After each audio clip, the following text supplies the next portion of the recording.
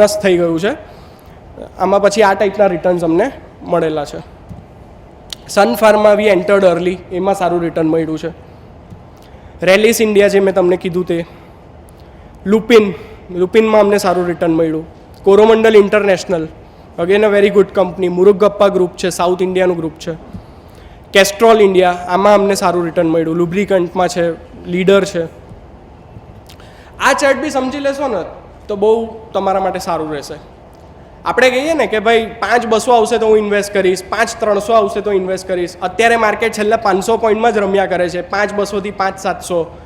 આ ચાર્ટમાં જેમ તમે જોશો, આ 10 વર્ષનો નિફ્ટીનો ચાર્ટ છે. 300 પોઈન્ટ ખાલી આટલું એક સર્કલ છે. આટલા લોંગ ટર્મમાં 300 પોઈન્ટ એક નિફ્ટીનું ખાલી એક સર્કલ છે, 500 પોઈન્ટ એક બીજું સર્કલ છે. એટલે લોંગ ટર્મમાં આ બધી વસ્તુઓ કોઈ માયને નથી રાખતી. આ વસ્તુને ધ્યાનમાં આપો. આ ડાઉજોન્સનો ચાર્ટ છે. આ ચાર્ટથી મારે એ બતાવવું છે, આપણે બધા એમ કહીએ છીએ કે ડાઉજોન્સ જેમ જાય, નાસ્ડાક જેમ ખુલે, એ લોકો જે રીતે બંધ થાય એ રીતે ઇન્ડિયન માર્કેટ ચાલે.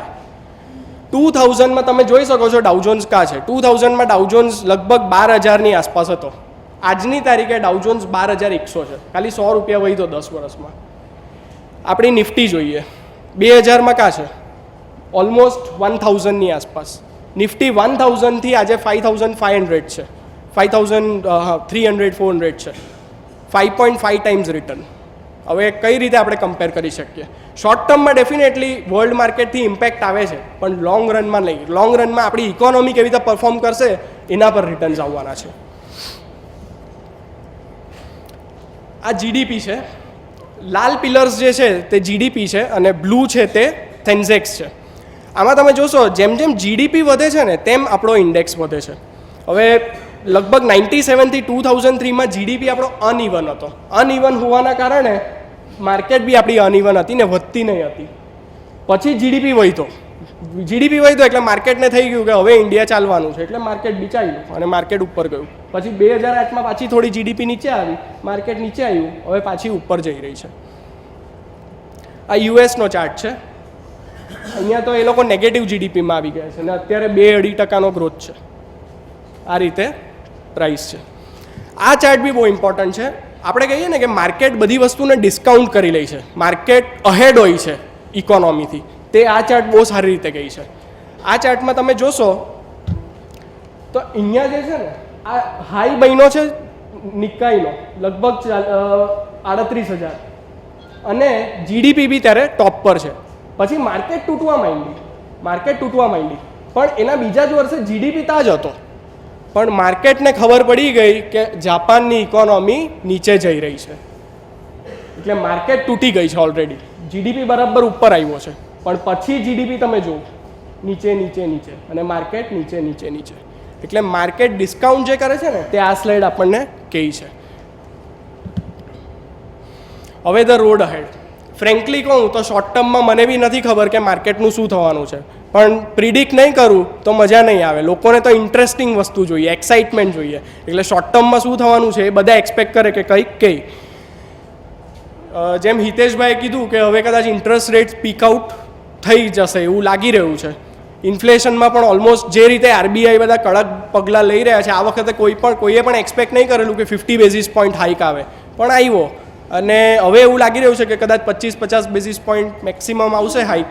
અને ઇન્ફ્લેશનમાં પણ આપણે જોઈએ તો મેઇન પ્રોબ્લેમ્સ છે ડિમાન્ડ સાઈડ પર. વચ્ચે એક મેં આર્ટિકલ જોયો હતો કે નરેગામાં જે લોકોને 100 રૂપિયા મળવા માંડ્યા પ્રતિદિન, તો એવા પોવર્ટી લાઇનની નીચેવાળા 15 કરોડ લોકો 100 રૂપિયા કમાવા માંડ્યા. હવે જે માણસ પાસે પહેલાં પૈસા આવે છે તો સૌથી પહેલાં એ શું કરે છે? એ ખાવાનું ખાય છે. પહેલાં એ એક ટાઈમનું ખાવાનું ખાતો હતો, હવે એની પાસે પૈસા આવ્યા તો એ 2 ટાઈમનું ખાવાનું ખાય છે. આજે ઇન્ડિયામાં 15 કરોડ લોકો જ્યારે 2 ટાઈમનું ખાવાનું ખાય તો એ ઇન્ફ્લેશન ને ફૂડ ઇન્ફ્લેશન વધવાનું જ છે. એટલે ડિમાન્ડ તો એક્ઝેક્ટલી છે જ. બીજું સપ્લાય કોન્સ્ટન્ટ પણ છે કે આપણે ત્યાં સારી કોલ્ડ સ્ટોરેજ નથી, લોજિસ્ટિક્સ સારા નથી, એના કારણે બગાડ થાય છે ને એના લીધે પણ ફૂડ ઇન્ફ્લેશન વધે છે. ત્રીજું છે ઇન્ટરનેશનલ ઇન્ફ્લેશન, કે જે રીતે ક્રૂડના પ્રાઇસ વધી રહ્યા છે અને આપણે ડિપેન્ડન્ટ છે ક્રૂડ પર, તો એનાથી પણ ઇન્ફ્લેશન પર અસર થઈ રહી છે.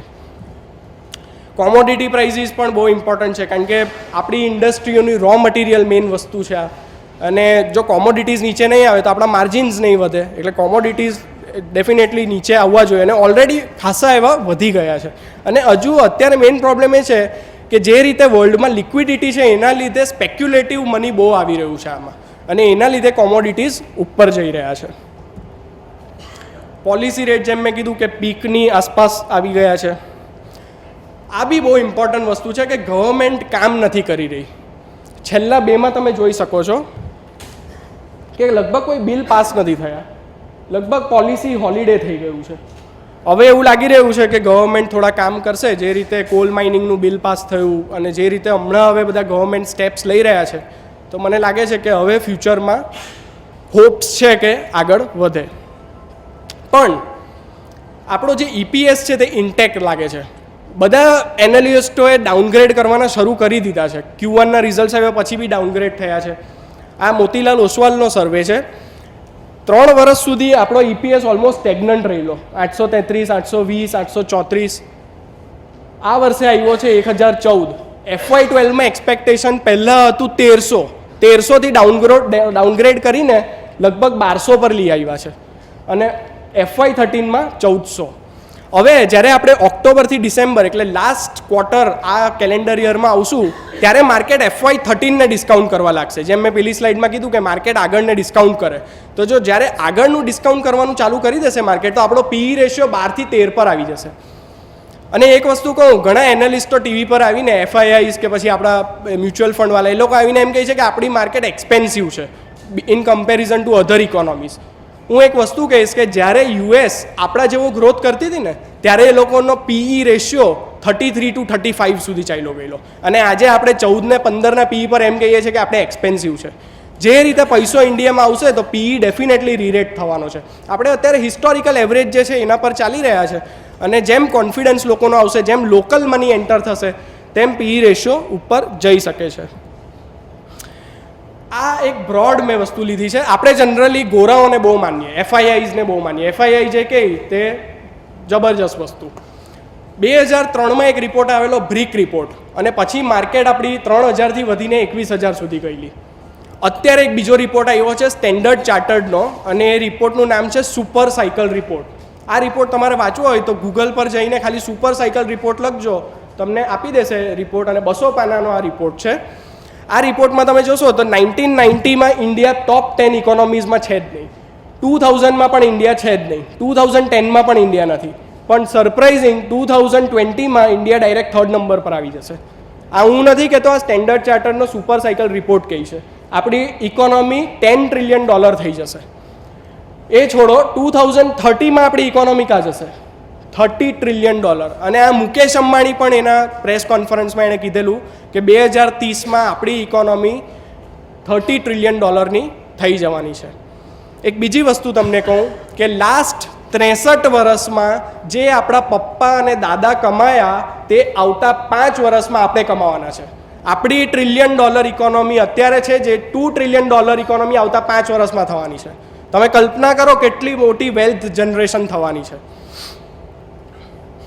આ એક બીજી વસ્તુ છે, ઇન્ડિયાનો GDP શેરનો પાઈ 2010માં જોઈએ તો ઇન્ડિયાનો ખાલી 2% છે, 2%.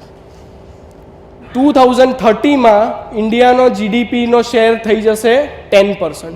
2%નો 10%. આખી વર્લ્ડ ઇકોનોમીને આપણે ટોટલ કરીએ તો એમાં 2%થી 10% થઈ જશે. યુએસનો અત્યારે કેટલો છે? 24%. કેટલો થઈ જશે? 12%. એટલે ગ્રોથ એન્જિન આગળ જઈને ઇન્ડિયા બની શકે છે. ઇન્ડિયામાં કન્ઝમ્પશન વધી રહ્યું છે. અત્યારે બી ઘણા એનાલિસ્ટો ટીવી પર આવીને કહે છે કે કન્ઝ્યુમર ઓરિએન્ટેડ સ્ટોક્સ બહુ એક્સપેન્સિવ થઈ ગયા છે. પણ સાહેબ 2000માં IT સ્ટોક્સના PE ક્યાં પહોંચી ગયેલા હતા? 92માં સિમેન્ટ સ્ટોક્સના PE ક્યાં પહોંચી ગયેલા હતા? જો તમે અત્યારે કન્ઝમ્પશન ઓરિએન્ટેડ સ્ટોક્સ વેચી દેશો તો હજુ બી અહીંયાથી વેલ્થ બની શકે છે. આપણને ખબર નથી કે આ સ્ટેશન પર ગાડી ઊભી રહેવાની છે. PEs એટલા વધી શકે છે જે કલ્પનાની બહાર થઈ શકે છે. બીજું એક એક્ઝામ્પલ તમને આપું. અહીંયા જેટલા બેઠા છે એમાંથી 30 years બિલો એજવાળા એક બાજુ આવી જાય, 30 years અબવ એજવાળા બીજી બાજુ આવી જાય, અને બધાના મોબાઈલ આપણે ટોટલ કરીએ અને divide by number of persons કરીશું તો ખબર પડશે કે કોણ કન્ઝ્યુમ હોય છે. રેસ્ટોરન્ટમાં જાઓ તો બહાર બેસવું પડે છે, થિયેટરોમાં જાઓ તો ટિકિટ નથી મળતી. આ શું બતાવે છે? કે ઇન્ડિયાની ઇકોનોમી પ્રોસ્પરસ થઈ રહી છે, લોકો કન્ઝ્યુમ કરી રહ્યા છે. મારા પપ્પા કે દાદા લોન નહીં લેતા હતા, આજે હું બેઝીઝક લોન લઈ લઉં છું. ઇઝીલી અવેલેબલ છે લોન, વેલોસિટી ઓફ મની થઈ રહ્યું છે. આ બીજું કન્ઝમ્પશનનો એક દાખલો છે. ઇન્ડિયાનું કન્ઝમ્પશન કેવી રીતે વધી રહ્યું છે. સિગરેટ 2000થી 2005માં 7% ગ્રોથ હતો, 2005થી 10માં 11%. પેક્ડ ફૂડ્સમાં તમે જોઈ શકો છો 11થી 20%. આ જ રીતે કંપનીઝના ગ્રોથ તમે જુઓ, નેસ્લેનો 9.4%થી વધીને 20%, ટાઇટનનો તમે જુઓ 16%થી વધીને 32%. આ ટાઈપના ગ્રોથ થઈ રહ્યા છે. ઇન્ટરનેશનલ કંપનીઝ સાથે કમ્પેર કરીએ, લોકો કે FIIs હવે ડેવલપ્ડ માર્કેટમાં જઈ રહી છે, ત્યાં ઇકોનોમી સારી દેખાઈ રહી છે, પણ ત્યાં સાહેબ ગ્રોથ જ નથી. આ 3 ખાલી લાલમાં છે એને જ તમે જોઈ લો. નેસ્લે કંપની યુએસમાં ગ્રોથ એનો કેટલો છે 7.6%, ઇન્ડિયામાં કેટલો છે 14.7%. ફોક્સવેગન એનો ગ્રોથ કેટલો છે 7.8%, ઇન્ડિયામાં મારુતિનો કેટલો ગ્રોથ છે 17.8%. ડાઇજીઓ જે લિકરની કંપની છે એનો 4.5% ગ્રોથ છે. આપણે અહીંયા માલ્યાભાઈ વિજય માલ્યા યુનાઇટેડ સ્પિરિટ, એનો ગ્રોથ તમે જોઈ શકો છો 21.5%. એટલે ગ્રોથ ઇન્ડિયામાં છે, જ્યાં ગ્રોથ હશે ત્યાં પૈસો આવશે. જે રીતે પાણી બોટમ તરફ જાય છે એ રીતે ગ્રોથ, જ્યાં પૈસા ગ્રોથ તરફ આવે છે. આ એક ચાર્ટથી બી હું સમજાવવા માંગુ છું કે જ્યારે કોઈ બી કંપનીની પ્રાઇસ વધે છે, જ્યારે કોઈ બી કંપનીનો સેલ્સ વધે છે, પ્રોફિટ વધે છે, EPS વધે છે, પણ પ્રાઇસ નીચે આવે છે, આ વસ્તુ તમે જોઈ શકો છો. આ બધું વધી રહ્યું છે પણ પ્રાઇસ નીચે આવી છે, તો એ વસ્તુ સસ્તી થઈ છે, તમારે એને બાય કરવી જોઈએ, નહીં કે વેચી દેવાની કે હજુ માર્કેટ નીચે જશે ત્યારે હું લઈશ. એટલે અત્યારે માર્કેટ ચીપ થઈ રહ્યું છે, એટ્રેક્ટિવ થઈ રહ્યું છે. ડેફિનેટલી ઇન્વેસ્ટમેન્ટ માટે ચાન્સ છે આપણને. માર્કેટ આપણે જોઈએ તો 3.5 વર્ષથી કશે ગયું જ નથી. 21,000 આપણે જે 2008માં બનાવેલો, અત્યારે આપણે એનાથી 15% નીચે છે. એટલે 3.5 વર્ષમાં કોઈ વેલ્થ બની નથી. પણ આ જ એક ઓપોર્ચ્યુનિટી છે. પાસ્ટમાં નથી બન્યું એનો મતલબ એ નથી કે ફ્યુચરમાં નથી બનવાનું. અત્યારે ઇન્ડેક્સ 25,000 પર હોતે તો આ હોલ કદાચ અમને નાનો પડતે, આગળ અમારે જવું પડતે, એટલા લોકો હતે. આજે 18,000 છે તો આટલા લોકો છે. આને હું સ્પિરિચ્યુઅલ સ્લાઇડ કહું છું.